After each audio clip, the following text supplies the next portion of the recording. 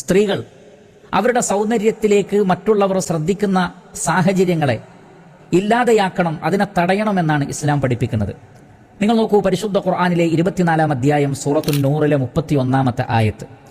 ഈ ആയത്തിന്റെ അവസാനത്തിൽ അല്ലാഹു സുബ്ഹാനഹു വ തആല പറയുന്ന ഒരു കാര്യം, ആ ആയത്ത് മുഴുവൻ സ്ത്രീകളുടെ സൗന്ദര്യ പ്രകടനവുമായി ബന്ധപ്പെട്ടാണ്.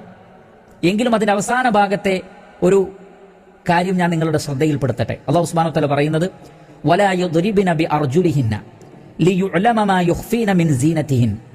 സ്ത്രീകൾ അവരുടെ കാലുകൾ നിലത്തിട്ട് അടിച്ച് ശബ്ദമുണ്ടാക്കരുത്.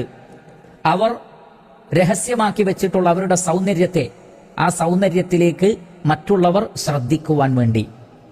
അപ്പോൾ സ്ത്രീകൾ അവരുടെ സൗന്ദര്യം മറ്റുള്ളവർ ശ്രദ്ധിക്കുവാൻ വേണ്ടി അവരുടെ നടത്തത്തിൽ ശബ്ദമുണ്ടാക്കി നടക്കരുത് എന്നാണ് അല്ലാഹു സുബ്ഹാനഹു വ തആല പറയുന്നത്. അത് ഏത് രൂപത്തിലുള്ള ശബ്ദവുമാകാം.